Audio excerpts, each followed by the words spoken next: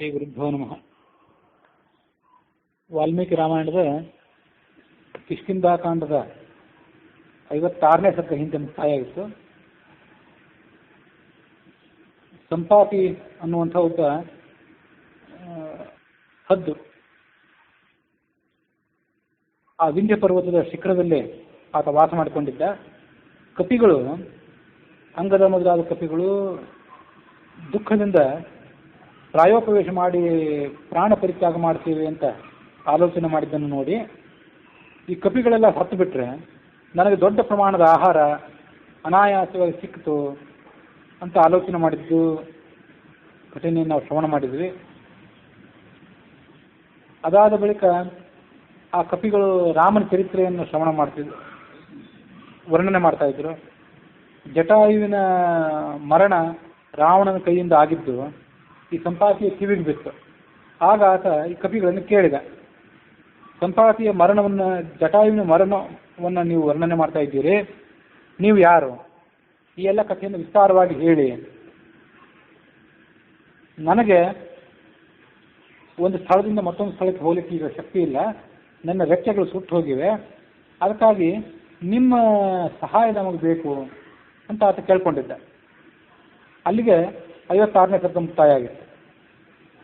57ನೇ ಸರ್ಗದಲ್ಲಿ ಈ ಕಥೆ ಹೀಗೆ ಮುಂದುವರೆದಿದೆ. ವಾನರರಿಗೆ ಆ ಸಂಪಾತಿ ದುಃಖದಿಂದ ಮಾತನಾಡಿದ್ದು ಕೇಳಿಸಿತು, ಆದರೆ ಆ ಸಂಪಾತಿ ಬಗ್ಗೆ ಅವರಿಗೆ ನಂಬಿಕೆ ಆಗಲಿಲ್ಲ. ಇವನು ಯಾರೋ ರಾಕ್ಷಸನೇ ಇದ್ದಿರ್ಬೋದು, ಗುಪ್ತ ವೇಷದಿಂದ ಇಲ್ಲಿಗೆ ಬಂದಿದ್ದಿರ್ಬೋದು ಅಂತ ಅವರು ಶಂಕೆ ಮಾಡಿದರು. ನಮ್ಮನ್ನೆಲ್ಲ ಈತ ಭಕ್ಷಣೆ ಮಾಡಿಬಿಡ್ಬೋದು, ಪ್ರಾಯೋಪವೇಶ ಅಂತೂ ಹೇಗೋ ಮಾಡ್ತಿದ್ದೀವಿ, ನಮ್ಮನ್ನು ಈತ ಕೊಂದು ಹಾಕಿಬಿಡ್ಬೋದು ಅಂತ ಭಯ ಆಯ್ತು ಅವರಿಗೆ. ಮತ್ತು ಅದರಿಂದ ಅವರಿಗೆ ಸಮಾಧಾನವೂ ಕೂಡ ಆಗುವಂತಿತ್ತು. ಸರ್ವಥಾ ಪ್ರಾಯಮಾಸೀನಾನ್ ಯದಿನೋ ಭಕ್ಷಯಿಷ್ಯತಿ ಕೃತಕೃತ್ಯ ಭವಿಷ್ಯಾಮಃ ಕ್ಷಿಪ್ರಂ ಸಿದ್ಧಿ ವಿತೋಗತಾಃ. ನಾವು ಪ್ರಾಯೋಪವೇಶ ಮಾಡಿ ಇವತ್ತೇನು ಮಲ್ಕೊಂಡಿದ್ದೇವೆ, ನಮ್ಮನ್ನು ಈತ ತಿಂದು ಹಾಕಿದರೆ ನಮ್ಮ ಕೃತ್ಯನೂ ಈಡೇರಿತು, ನಮ್ಮ ಪ್ರಾಣ ತಾನಾಗೆ ಹೋಗಿಬಿಟ್ರೆ ನಮ್ಗೆ ಒಳ್ಳೇದೇ ಆಯಿತು ಅಂತ ಆಲೋಚನೆ ಮಾಡಿದರು ಅವರು. ಇನ್ನು ಸಾವೇ ಬರೋದಾಗಿದ್ದರೆ ಅದು ಹೇಗಾದರೂ ಬರಲಿ ಅಂತ ಆಲೋಚನೆ ಮಾಡಿದರು. ಪ್ರಾಣ ಭಯ ಬಿಟ್ಟರು. ಆ ಗುಡ್ಡದ ಮೇಲೆ ಹೋಗಿ ಸಂಪಾತಿ ಏನು ಕೂತ್ಕೊಂಡಿದ್ದ ಅವನನ್ನು ಅಲ್ಲಿಂದ ಕೆಳಗಿಳಿಸಿದರು. ಆಗ ಅಂಗದ ಹೇಳಿದ ಅವನಿಗೆ, ವೃಕ್ಷರಜಸ್ಸನ ಹೆಸರಿನ ಕಪಿ ಇದ್ದ ಒಬ್ಬ ಕಪಿರಾಜ. ಅವನಿಗೆ ವಾಲಿ ಮತ್ತು ಸುಗ್ರೀವ ಅಂತ ಇಬ್ಬರು ಮಕ್ಕಳಿದ್ರು. ಅವರಲ್ಲಿ ವಾಲಿಯ ಮಗ ನಾನು. ಕಾರಣಾಂತರದಿಂದ ರಾಮ ಲಕ್ಷ್ಮಣ ಸೀತೆಯರು ವನವಾಸಕ್ಕೆ ಬರಬೇಕಾಯಿತು. ಅಲ್ಲಿ ಸೀತೆಯ ಅಪಹಾರ ಆಯಿತು. ರಾಮನ ತಂದೆ ದಶರಥನ ಸ್ನೇಹಿತನಾದವನು ಜಟಾಯು. ಆ ಜಟಾಯು ಸೀತೆಯ ಅಪಹಾರ ಆಗೋದನ್ನು ತಡೀಲಿಕ್ಕೆ ಪ್ರಯತ್ನಪಟ್ಟ. ಆಗ ಆ ರಾವಣ ಈ ಜಟಾಯುವನ್ನು ಸಂಹಾರ ಮಾಡಿದ. ವೃದ್ಧನಾಗಿದ್ದರಿಂದ ಬಹಳ ಹೊತ್ತು ಯುದ್ಧ ಮಾಡಲಿಕ್ಕೆ ಆಗಲಿಲ್ಲ ಜಟಾಯುವಿಗೆ. ತನ್ನ ಪ್ರಾಣ ಪರಿತ್ಯಾಗ ಮಾಡಬೇಕಾಯಿತು. ಆ ಜಟಾಯುವಿಗೆ ಮುಂದೆ ರಾಮನೇ ದಹನ ಸಂಸ್ಕಾರ ಮಾಡಿದ. ಅದರ ಮೂಲಕ ಜಟಾಯುವಿಗೆ ಸದ್ಗತಿ ಆಯಿತು. ಮುಂದೆ ರಾಮ ಮತ್ತು ನನ್ನ ಚಿಕ್ಕಪ್ಪ ಸುಗ್ರೀವ ಇವರಿಬ್ಬರ ನಡುವೆ ಸ್ನೇಹ ಆಯಿತು. ಆ ಸ್ನೇಹದ ಫಲವಾಗಿ ರಾಮ ವಾಲಿಯನ್ನು ಹತ್ಯೆ ಮಾಡಿದ. ಸೀತೆಯನ್ನು ಅನ್ವೇಷಣೆ ಮಾಡಲಿಕ್ಕಾಗಿ ಕಪಿಗಳ ಗುಂಪು ಬೇರೆ ಬೇರೆ ದಿಕ್ಕುಗಳಿಗೆ ಹೋಯಿತು. ಅದರಲ್ಲಿ ಒಂದು ಗುಂಪು ನಾವು ದಕ್ಷಿಣ ದಿಕ್ಕಿಗೆ ಬಂದೆವು. ಸೀತೆಯನ್ನು ಎಲ್ಲ ಕಡೆ ಹುಡುಕಿದೆವು, ಆದರೆ ನಮಗೆ ಸೀತೆಯಲ್ಲೂ ಸಿಗಲೇ ಇಲ್ಲ. ಕಪಿರಾಜ ಸುಗ್ರೀವ ನಮಗೆ ಕೊಟ್ಟಂಥ 1 ತಿಂಗಳ ಅವಧಿ ಇಲ್ಲಿಗೆ ಮುಗಿದಿದೆ. ನಾವು ಅಪರಾಧಿಗಳಿವತ್ತು. ಅದಕ್ಕಾಗಿ ಹೇಗೂ ನಮಗೆ ಪ್ರಾಣ ಹೋಗೋದು ನಿಶ್ಚಿತ. ಅದಕ್ಕಾಗಿ ಪ್ರಾಯೋಪವೇಶ ಮಾಡಿ ಪ್ರಾಣ ಪರಿತ್ಯಾಗ ಮಾಡಬೇಕು ಅಂತ ನಾವು ನಿರ್ಧಾರ ಮಾಡ್ಕೊಂಡು ಬಿಟ್ಟಿದ್ದೇವೆ. ಇಲ್ಲೇ ನಮ್ಮ ಪ್ರಾಣ ಹೋಗೋದು ಒಳ್ಳೆಯದು ಅಂತ ಹೀಗೆ ಅವರು ತಮ್ಮ ಕಥೆಯನ್ನೆಲ್ಲ ಹೇಳಿದರು ಆ ಕಪಿಗಳು. ಆ ಸಂಪಾತಿ ಜಟಾಯು ಪ್ರಾಣ ಪರಿತ್ಯಾಗ ಮಾಡಿದ ಅನ್ನೋ ಸುದ್ದಿಯನ್ನು ಕೇಳಿ ದುಃಖಪಟ್ಟ. ಕಣ್ಣಲ್ಲಿ ನೀರು ಸುರಿಸ್ತಾ ಆ ಕಪಿಗಳಿಗೆ ಹೀಗೆ ಮುಂದೆ ಹೇಳಿದ, ಯಾವ ಜಟಾಯುವಿನ ಬಗ್ಗೆ ನೀವು ಹೇಳಿದ್ರಲ್ಲ ಕಥೆಯನ್ನು, ಆ ಜಟಾಯು ನನ್ನ ಚಿಕ್ಕ ತಮ್ಮ ಅವನು. ನಾನಿವತ್ತು ಮುದುಕನಾಗಿದ್ದೇನೆ ಮತ್ತು ನನಗೆ ರೆಕ್ಕೆಗಳೇ ಇಲ್ಲ, ಸುಟ್ಟು ಹೋಗಿವೆ. ಆ ಕಾರಣದಿಂದಾಗಿ ನನ್ನ ತಮ್ಮನನ್ನು ಹತ್ಯೆ ಮಾಡಿದ ರಾವಣನ ಮೇಲೆ ಪ್ರತೀಕಾರ ಮಾಡಲಿಕ್ಕೆ ನನಗೆ ಇವತ್ತು ಶಕ್ತಿ ಇಲ್ಲ. ಹಾಗಾಗಿ ನಾನು ನನ್ನ ತಮ್ಮನ ಹತ್ಯೆಯ ಸುದ್ದಿಯನ್ನು ಕೇಳಿಯೂ ಕೂಡ ಅಸಹಾಯಕನಾಗಿ ಆ ಸಮಾಚಾರವನ್ನು ಸಹಿಸಿಕೊಳ್ಬೇಕಾಗಿದೆ. ನನಗೆ ಯಾಕೆ ರೆಕ್ಕೆ ಇಲ್ಲ ಅನ್ನೋದನ್ನು ನಾನು ನಿಮಗೆ ಕಥೆ ಹೇಳ್ತೀನಿ ಅಂದ ಅವನು. ಇಂದ್ರ ವೃತ್ರಾಸುರನನ್ನು ಸಂಹಾರ ಮಾಡಿದ ಸಂದರ್ಭ, ಬಹಳ ಹಿಂದಿನ ಕಾಲ ಅದು. ಆ ಕಾಲದಲ್ಲಿ ನಾನು ಮತ್ತು ನನ್ನ ತಮ್ಮ ಜಟಾಯು ಇವರಿಬ್ಬರು ಮಹಾಬಲಿಷ್ಠರಾಗಿದ್ದೆವು. ಪರಸ್ಪರ ಸ್ಪರ್ಧೆ ನಮಗೆ. ಇವರಿಬ್ಬರು ಯಾರಂದರೆ ಅರುಣನ ಮಕ್ಕಳು. ಗರುಡ ಅರುಣ ಅಂತ ಇಬ್ಬರು ಇದ್ರಲ್ಲ, ಅದರಲ್ಲಿ ಅರುಣನ ಮಕ್ಕಳು ಈ ಜಟಾಯು ಮತ್ತು ಸಂಪಾತಿ. ನಮ್ಮಿಬ್ಬರಲ್ಲಿ ಸ್ಪರ್ಧೆ ಬಂತು, ಏನಾದರೂ ಮಾಡಿ ಪರಸ್ಪರ ಗೆಲ್ಲಬೇಕು ನಾವು ಅಂತೇಳಿ.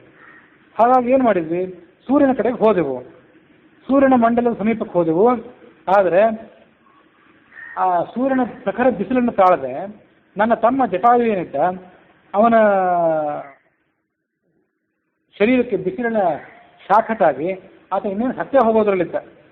ಅಂಥ ಪರಿಸ್ಥಿತಿ ಅವನಿಗೆ ಬಂದಾಗ ನನ್ನ ತಮ್ಮನನ್ನು ನೋಡಿ ನಾನು ದುಃಖಪಟ್ಟು ಅವನನ್ನು ರಕ್ಷಣೆ ಮಾಡುವ ಸಲುವಾಗಿ ನನ್ನ ರೆಕ್ಕೆಗಳನ್ನು ಅವನ ಮೇಲೆ ಹರಡಿದೆ ಅಂತ ಅವನ ಪ್ರಾಣ ಉಳಿತು, ತಮ್ಮನ ಪ್ರಾಣ ಉಳಿತು. ಆದರೆ ನನ್ನ ರೆಕ್ಕೆಗಳು ಆ ಸಂದರ್ಭದಲ್ಲಿ ಸುಟ್ಟು ಹೋದವು. ನನಗೆ ಮುಂದೆ ಹಾರಲಿಕ್ಕೆ ಶಕ್ತಿ ಇಲ್ಲದೆ ಹಾಗೆ ಈ ವಿಂಧ್ಯ ಪರ್ವತದ ತಪ್ಪಲ ಪ್ರದೇಶದಲ್ಲಿ ನಾನು ಬಿದ್ದು ಬಿಟ್ಟೆ. ಅವತ್ತಿನಿಂದ ನಾನು ಇಲ್ಲೇ ಬಿದ್ದಿದ್ದೇನೆ. ನನ್ನ ತಮ್ಮ ಜನಸ್ಥಾನದಲ್ಲಿ, ಈ ವಿಂಧ್ಯ ಪರ್ವತ ಅಂತ ಒಂದು ಭಾಗದಲ್ಲಿ, ಜನಸ್ಥಾನ ಅಂತಂದರೆ ರಾಮ ವನವಾಸ ಮಾಡ್ಕೊಂಡಿದ್ದಲ್ಲ, ಪಂಚವಟಿ ಸ್ಥಾನ, ಆ ಸಂದರ್ಭ ಆತ ಅಲ್ಲೆಲ್ಲೂ ಬಿದ್ದಿದ್ದ. ಅಂತೂ ಬೇರೆ ಬೇರೆ ಪ್ರದೇಶಕ್ಕೆ ಇಬ್ಬರು ಹೋಗಿಬಿಟ್ವಿ. ಪರಸ್ಪರ ನಮಗೂ ಅವನಿಗೂ ಭೇಟಿಯೇ ಇಲ್ಲ ಆವತ್ತಿನಿಂದ. ಇಷ್ಟಾದ್ಮೇಲೆ ಆ ಅಂಗದ ಮುಂದೆ ಹೇಳಿದಂತೆ ಮಾತಾಡ್ಲಿಕ್ಕೆ ಪ್ರಾರಂಭ ಮಾಡಿದ. ಈ ಸಂಪಾತಿ ಮತ್ತು ಜಟಾಯು ಇವರಿಬ್ಬರ ನಡುವೆ ಕಥೆ ನಾವು ವಾಲ್ಮೀಕಿ ರಾಮಾಯಣದ ಪ್ರಕಾರ ಹೀಗೆ ಶ್ರವಣ ಮಾಡಿದ್ವಿ. ಮಹಾಭಾರತದಲ್ಲಿ ವನಪರ್ವದ 282ನೇ ಅಧ್ಯಾಯದಲ್ಲಿ ಸಂಪಾತಿ ತನ್ನ ರೆಕ್ಕೆ ಸುಟ್ಟು ಹೋಗಿದ್ದಕ್ಕೆ ಕಾರಣವನ್ನು ಸ್ವಲ್ಪ ಬೇರೆ ಥರ ಹೇಳ್ತಾನೆ. ಅಲ್ಲೂ ಒಂದು ಕಥೆ ಇದೆ.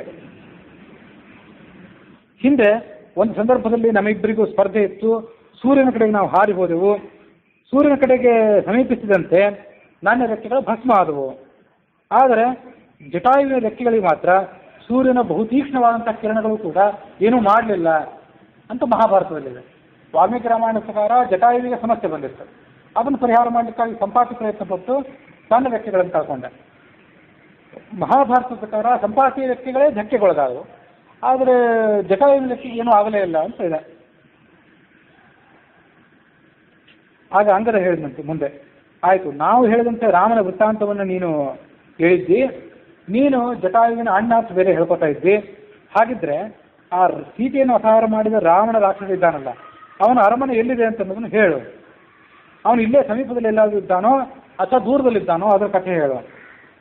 ಆಗ ಆ ಪಕ್ಷಿ ಹೀಗೆ ಮುಂದಿನಂತೆ ಮಾತು ಹೇಳಿತು, ನನ್ನ ರೆಕ್ಕೆಗಳು ಸುಟ್ಟು ಹೋಗಿವೆ, ಬಲ ಉಡುಗಿ ಹೋಗಿದೆ, ಆದರೂ ರಾಮನ ಕಾರ್ಯ ಮಾಡ್ತಿದ್ದೀರಲ್ಲ ನೀವು, ನಿಮಗೆ ಸಹಾಯ ಮಾಡೋದು ನನ್ನ ಕರ್ತವ್ಯ. ನನಗೆ ಈ ಜಗತ್ತಿನಲ್ಲಿರುವಂಥ ಎಲ್ಲ ಲೋಕಗಳು, ಎಲ್ಲ ಪ್ರದೇಶಗಳು ಗೊತ್ತು. ವರುಣ ವಾಸ ಮಾಡುವಂಥ ಜಲಲೋಕ, ಪಾತಾಳ ಲೋಕ, ಅದು ನನಗೆ ಗೊತ್ತು. ಮುಂದೆ ತ್ರಿವಿಕ್ರಮ ಅವತಾರದಲ್ಲಿ ಮುಂದೆ ವಿಷ್ಣು ವಾಮನ ಅವತಾರ ತಾಳಿದ್ನಲ್ಲ, ಆಗ ಬಲಿಚಕ್ರವರ್ತಿ ಇಂದ್ರನನ್ನು ಸೋಲಿಸಿ ಅನೇಕ ಲೋಕಗಳನ್ನು ತನ್ನ ಅಧೀನಕ್ಕೆ ತಗೊಂಡಿದ್ನಲ್ಲ, ಆ ಬಲಿಚಕ್ರವರ್ತಿಯನ್ನು ಮೆಟ್ಟಿ ನಿಂತು ಎಲ್ಲ ಲೋಕಗಳನ್ನು ತನ್ನ ಅಧೀನಕ್ಕೆ ತೆಗೆದುಕೊಂಡು ಇಂದ್ರನಿಗೆ ಅದನ್ನು ಒಪ್ಪಿಸಿದ್ನಲ್ಲ ವಿಷ್ಣು, ಆ ಎಲ್ಲ ಲೋಕಗಳ ಪರಿಚಯನೂ ನನಗಿದೆ.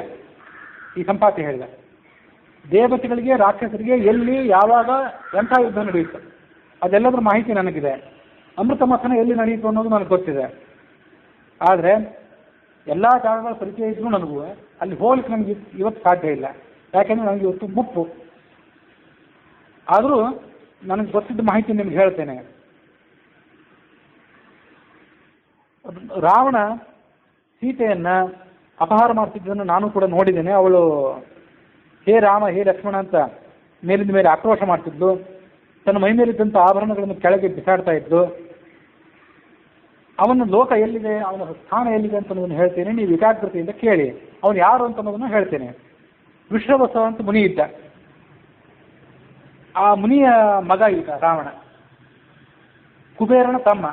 ಕುಬೇರ ಮತ್ತು ರಾವಣ ಇಬ್ಬರು ಕೂಡ ಅಣ್ಣ ತಮ್ಮಂದರು, ಆದರೆ ಬೇರೆ ಬೇರೆ ತಾಯಿ ಹೊಟ್ಟೆಯಿಂದ ಹುಟ್ಟಿದವರು. ತಂದೆ ಒಬ್ಬನೇ, ತಾಯಿ ಮಾತ್ರ ಬೇರೆಯವಳು. ಲಂಕಾಪಟ್ಟಣದಲ್ಲಿ ಆತ ವಾಸ ಮಾಡಿಕೊಂಡಿದ್ದಾನೆ. ಸಮುದ್ರ ತೀರದಿಂದ, ಈ ಸಮುದ್ರ ತೀರದಿಂದ ಒಂದು 100 ಯೋಜನ ದೂರದಲ್ಲಿ ವಿಶ್ವಕರ್ಮ ನಿರ್ಮಾಣ ಮಾಡಿದಂಥ ಲಂಕಾಪಟ್ಟಣ ಇದೆ. ಅದ್ಭುತವಾದಂಥ ವೈಭವ ಇದೆ ಅದಕ್ಕೆ.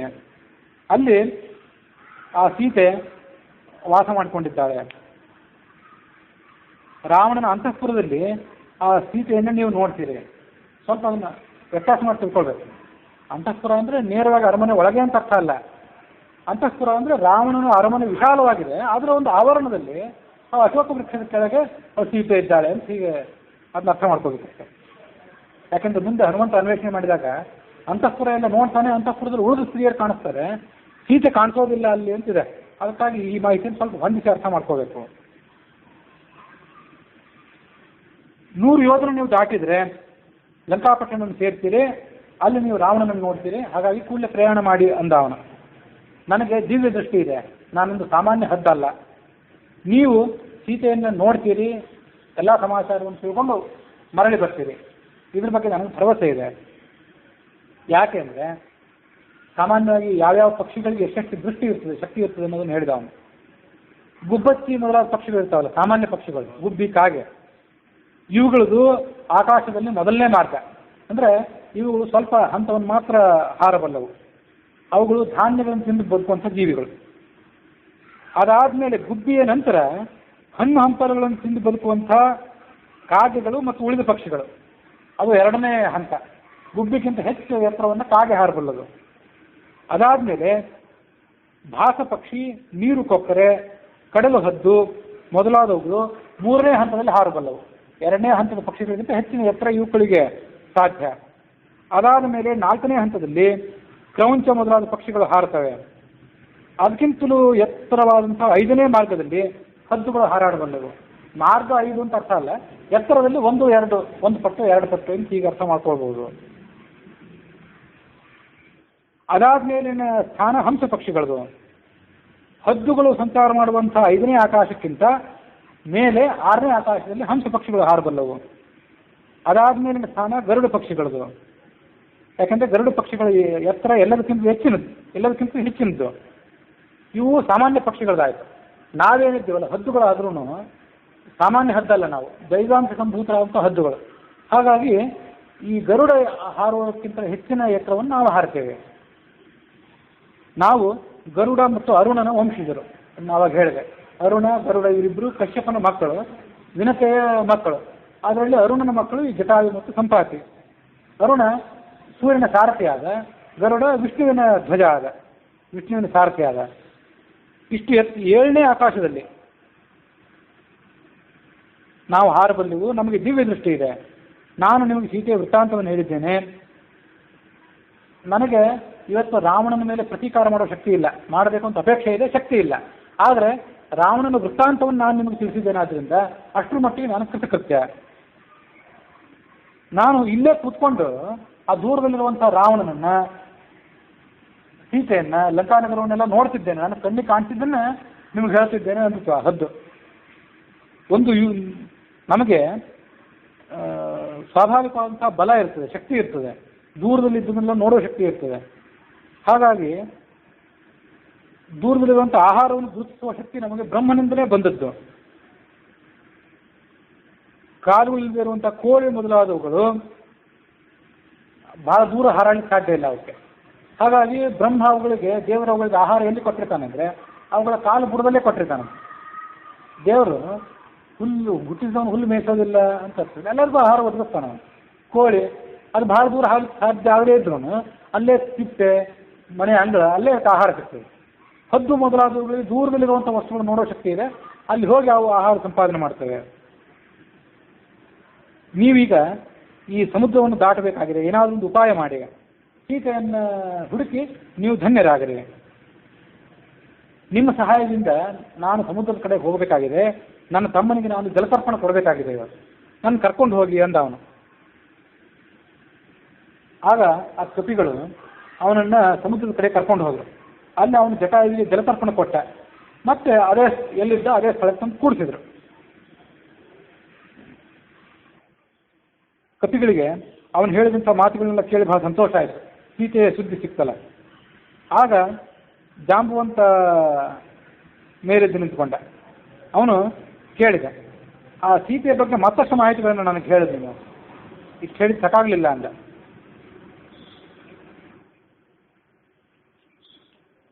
ಆಗ ಆ ಸಂಪಾತಿ ಮತ್ತಷ್ಟು ಮಾಹಿತಿಗಳನ್ನು ಹೇಳಿದ. ಈ ವಿಸ್ತಾರವಾದ ಪ್ರದೇಶದಲ್ಲಿ ಬಹಳ ದೀರ್ಘಕಾಲದಿಂದ ನಾನು ಇಲ್ಲೇ ಬಿದ್ದುಕೊಂಡಿದ್ದೇನೆ. ಯಾಕಂದರೆ ಹಾರ್ಲಿಕ್ಕೆ ನನಗೆ ಶಕ್ತಿ ಇಲ್ಲ, ಮುದುಕಾಗಿದ್ದೇನೆ. ಹಾರ್ಲಿಕ್ಕೆ ಶಕ್ತಿ ಇಲ್ಲ ಅಂದರೆ ನನಗೆ ಆಹಾರ ಹೇಗೆ ಅಂದರೆ, ನನ್ನ ಮಗ ಸುಪಾರ್ಶ್ವ ಅನ್ನುವನಿದ್ದಾನೆ, ಅವನು ನನಗೆ ನಾನು ದಿಗ್ಗಲ್ಲೇ ನನಗೆ ಆಹಾರ ತಂದು ಕೊಡ್ತಾನೆ ಮೇಲಿಂದ ಮೇಲೆ. ಆ ಆಹಾರದ ಮೇಲಿಂದ ನಾನು ಬದುಕಿದ್ದೇನೆ ಇವತ್ತು. ತೀಕ್ಷ್ಣ ಕಾಮಾಸ್ತು ಗಂಧರ್ವಾಹ, ಒಂದು ಶ್ಲೋಕ ಹೇಳ್ತದೆ ಹದ್ದು. ಗಂಧರ್ವರಿಗೆ ಕಾಮ ಪ್ರೇಮ ಇದರಲ್ಲಿ ಒತ್ತಡ ಹೆಚ್ಚಂತೆ, ಸರ್ಪಗಳಿಗೆ ಸಿಟ್ಟು ಹೆಚ್ಚು. ತೀಕ್ಷ್ಣ ಕೋಪಾಹ ಭುಜಂಗಮಾಹ, ಮೃಗಾಣಾಂತ ಭಯಂ ತೀಕ್ಷ್ಣ. ಮೃಗ ಅಂದರೆ ಪ್ರಾಣಿ ಅಂತ ಅರ್ಥ, ಅದರಲ್ಲಿ ಇಲ್ಲಿ ವಿಶೇಷವಾಗಿ ಜಿಂಕೆ ಅಂತ ಅರ್ಥ ಮಾಡ್ಕೋಬೇಕು. ಜಿಂಕೆಗೆ ಭಯ ಹೆಚ್ಚು. ತದ್ವತ್ ತೀಕ್ಷ್ಣ ಕ್ಷುಧಾಹ ಭಯಂ, ಪಕ್ಷಿಗಳಿಗೆ ಹದ್ದುಗಳಿಗೆ ಹಸಿವು ಹೆಚ್ಚು. ಇದು ನಮ್ಮ ಪರಿಸ್ಥಿತಿ. ಇದು ಎಷ್ಟು ತಿಂದರೂ ನಾವು ಇನ್ನೂ ಆಹಾರ ಬೇಕು ಅನ್ನಿಸ್ತಿರ್ತದೆ. ಒಮ್ಮೆ ನನಗೆ ಬಹಳ ಹಸಿವಾಗಿತ್ತು, ಆಹಾರಕ್ಕಾಗಿ ಹಾತೊರಿತಾ ಇದ್ದೆ. ಸಾಯಂಕಾಲದ ಹೊತ್ತಿನಲ್ಲಿ ನನ್ನ ಮಗ ನನಗೆ ಆಹಾರ ತಂದು ಕೊಡಬೇಕಾದವನು ಬರಿಗೈಯಿಂದ ಬಂದ. ನಾನು ಅವನನ್ನು ಗದರಿಸಿದೆ, ನನಗೆ ಆಹಾರ ಆಗ್ತಿರಲಿಲ್ಲ ಅಂತ. ಆಗ ಅವನು ನನಗೆ ಸಮಾಧಾನ ಹೇಳಿದ, ಅಪ್ಪನೇ, ಮಾಂಸದ ಸಲುವಾಗಿ ನಾನು ಎಲ್ಲ ಕಡೆ ಅನ್ವೇಷಣೆ ಮಾಡ್ತಾ ಇದ್ದೆ. ಸಮುದ್ರದಲ್ಲಿ ಸಂಚಾರ ಮಾಡಿ ಆ ಸಮುದ್ರದಲ್ಲಿ ಓಡಾಡುವಂಥ ಮೀನು ಮೊದಲಾದ ಪ್ರಾಣಿಗಳಿರ್ತಾವಲ್ಲ, ಅವುಗಳನ್ನು ಹಿಡಿದು ನಿಲ್ಲಿಸಿ ಅವುಗಳನ್ನು ತಂದು ನಿನಗೆ ಆಹಾರವನ್ನಾಗಿ ಕೊಡಬೇಕು ಅಂತ ನಾನು ತಲೆ ತಗ್ಗಿಸ್ಕೊಂಡು ಅಲ್ಲೇ ಕೂತ್ಕೊಂಡಿದ್ದೆ.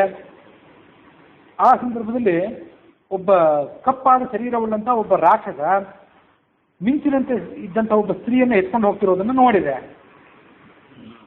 ಅವರಿಬ್ಬರನ್ನು ನಾನು ಹಿಡ್ಕೊಂಡು ಅನಾಯಾಸವಾಗಿ ನಿನ್ನ ಕಡೆ ತಂದು ಬಿಡಬೇಕು, ನನಗೂ ಆಹಾರ ಆಯಿತು ನಿನಗೂ ಆಹಾರ ಆಯಿತು ಅಂತ ಆಲೋಚನೆ ಮಾಡಿದೆ. ಅವರಿಬ್ಬರನ್ನು ಹಿಡಿಬೇಕು ಅಂತಿದ್ದಾಗ ಆ ಕಪ್ಪಾದ ಮನುಷ್ಯ ನನಗೇನು ಹೇಳಿದ, ನನಗೀಗ ಒಂದು ಅವಸರದ ಕಾರ್ಯ ಇದೆ, ಒಳ್ಳೆಯ ಮಾತಿನಿಂದ ನನಗೆ ದಾರಿ ಬಿಡು, ನನಗೆ ತೊಂದರೆ ಕೊಡಬೇಡ ಅಂತ ಆ ಮನುಷ್ಯ ಹೇಳಿದ. ನಾನು ಆಗ ಆತನನ್ನು ಬಿಟ್ಟು ಬಿಟ್ಟೆ, ಹಿಡಿಲಿಕ್ಕೆ ಹೋಗಲಿಲ್ಲ ಅಥವಾ ಅವನು ಕೊಲ್ಲಿಕ್ಕೂ ಹೋಗಲಿಲ್ಲ. ಯಾಕೆಂದರೆ ಅವನು ತಾನಾಗೇ ನನ್ನ ಮೇಲೆ ಕೈ ಮಾಡಿದರೆ ನಾನು ಆತನನ್ನು ಕೊಲ್ಬಹುದಿತ್ತು. ಆತ ನನಗೆ ವಿನೀತನಾಗಿ ವಿನಂತಿ ಮಾಡಿಕೊಂಡ, ತೊಂದರೆ ಕೊಡಬೇಡ ಅಂತ ಹೇಳಿದ. ವಿನಯದಿಂದ ಆತ ಹೇಳಿದ್ರಿಂದ ನಾನು ಕೂಡ ಬಿಟ್ಟು ಕೊಡಬೇಕಾಯ್ತು. ಅವನು ಆ ಸ್ತ್ರೀಯನ್ನು ಕರ್ಕೊಂಡು ಮುಂದೆ ಹೋಗಿಬಿಟ್ಟ. ಆಗ ಅಲ್ಲಿರುವಂಥ ಸುತ್ತಮುತ್ತಲಿರುವಂಥ ಪ್ರಾಣಿಗಳೆಲ್ಲ ನನ್ನನ್ನು ಹೊಗಳಿದವು. ಯಾಕೆ ಹೊಗಳಿದ್ರು?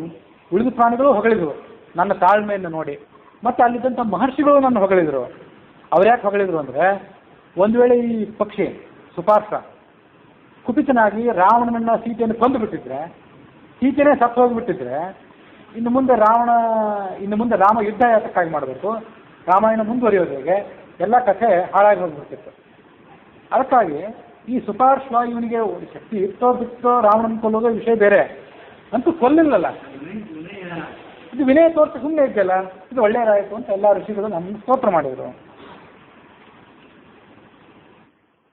ಅಂತೂ ಅವನಿಗೆ ಹಾಗೆ ಬಿಟ್ಟು ಕೊಟ್ಟೆಯಲ್ಲ, ಇದರಿಂದ ನಿನಗೂ ಒಳ್ಳೆಯದೇ ಆಗ್ತದೆ, ವಿಚಾರ ಮಾಡಬೇಡ ಅಂದರು ಆ ಮಹರ್ಷಿಗಳು. ಇಲ್ಲದೇ ಇದ್ರೆ ಆ ರಾವಣನ್ನೇ ಒಂದು ಕುಟ್ಟಿದಾಗ ಇವನನ್ನು ಕೊಂದು ಬಿಟ್ಟಿದ್ರೆ, ಇವನು ಅವನನ್ನು ಕೊಲ್ತಿದ್ನೋ ಇಲ್ಲೋ, ಯಾಕಂದ್ರೆ ಇವನಿಗೆ ಅವನು ಕೊಲ್ಲೋ ಶಕ್ತಿ ಇರಲಿಲ್ಲ. ರಾವಣ ಎಲ್ಲ ದೇವತೆಗಳನ್ನು ಸೋಲಿಸಿದವನು, ಇವನನ್ನು ಒಂದು ಕೊಂದು ಬಿಟ್ಟಿದ್ರೆ, ಅಂತೂ ಅವನ ಗೊಡವೆಗೆ ನೀನು ಹೋಗದೆ ಸುಮ್ಮನೆ ಇದ್ದು ಒಳ್ಳೆಯದೇ ಆಯಿತು ಅಂದ್ರೆ ಎಲ್ಲರೂ. ನನಗೆ ಆಮೇಲೆ ಅವರೆಲ್ಲ ಹೇಳಿದರು, ಅವನು ರಾವಣ ಸೀತೆಯನ್ನು ಕರೆದುಕೊಂಡು ಹೊರಟು ಹೋಗ್ತಾ ಇದ್ದೇನೆ ಅಂತ ಅನ್ನೋ ಸಂಗತಿಯನ್ನು ಅವರೆಲ್ಲ ನನಗೆ ತಿಳಿಸಿದರು. ಅದಕ್ಕಾಗಿ ನನಗೆ ಇಲ್ಲಿಗೆ ಬರ್ಲಿಕ್ಕೆ ವಿಳಂಬ ಆಯಿತು. ಸುಪಾರ್ಶ್ವ ಈ ರೀತಿಯಾಗಿ ನನ್ನ ಮಗ ನನಗೆಲ್ಲ ವಿವರಗಳನ್ನು ಹೇಳಿದ. ಮುಂದೆ ನಾವಿಬ್ಬರು ಪಕ್ಷಿಗಳು, ಅಲ್ಪರು, ನಮಗೇನು ಮಾಡ್ಲಿಕ್ಕೆ ಸಾಧ್ಯ ಇದೆ, ನಾವಿಬ್ಬರು ಸುಮ್ಮನೆ ಇದ್ದೆವು. ದಶರಥನ ಮಗ ರಾಮ ಇವತ್ತೇನು ಕಾರ್ಯ ಮಾಡಬೇಕಾಗಿದೆ, ಸೀತೆಯನ್ನು ಅನ್ವೇಷಣೆ ಮಾಡಿ ರಾವಣ ಮೊದಲಾದವರನ್ನು ಸಂಹಾರ ಮಾಡಬೇಕಾಗಿದೆ, ಅದು ಬರೀ ಆತನ ಕಾರ್ಯ ಅಲ್ಲ, ನಮ್ಮ ಕಾರ್ಯನೂ ಆಗಿದೆ ಇದು. ಆದ್ದರಿಂದ ನಾನು ರಾಮನ ಕಾರ್ಯಕ್ಕೆ ಸಹಾಯ ಮಾಡಬೇಕಾಗಿದೆ, ಇದಕ್ಕೇನು ಸಂಶಯ ಇಲ್ಲ. ನೀವು ಕಪಿಗಳೆಲ್ಲ ಬಲಿಷ್ಠರಾಗಿದ್ದೀರಿ, ರಾಮನ ಮತ್ತು ಲಕ್ಷ್ಮಣನ ಬಾಣದ ಸಹಾಯ ಕೂಡ ನಿಮಗಿದೆ, ನೀವು ರಾವಣನನ್ನು ಗೆಲ್ಲಬಲ್ಲಿರಿ. ಆದರೆ ನೀವೀಗ ಮಾಡಬೇಕಾದ ಕೆಲಸ ಏನಂದರೆ, ನಿಮ್ಮ ಮುಂದಿರುವಂಥ ಸಮುದ್ರವನ್ನು ದಾಟೋದು ಹೇಗೆ ಅಷ್ಟು ವಿಚಾರ ಮಾಡಿ ಸಾಕು. ಅಷ್ಟು ವಿಚಾರ ಮಾಡಿಬಿಟ್ರೆ ಮುಂದಿನ ನಿಮ್ಮ ಕೆಲಸ ಎಲ್ಲ ಸುಲಭ ಆದಂತೆ. ಹಾಗಾಗಿ ನೀವು ಇನ್ನು ಹೆದರಬೇಕಾಗಿಲ್ಲ ಅಂತ ಅವರಿಗೆ ಸಮಾಧಾನ ಮಾಡಿದ ಅನ್ನುವಲ್ಲಿಗೆ ವಾಲ್ಮೀಕಿ ರಾಮಾಯಣದ ಕಿಷ್ಕಿಂಧಾಕಾಂಡದ 59ನೇ ಸರ್ತ ಮುಕ್ತಾಯ ಆಗಿದೆ.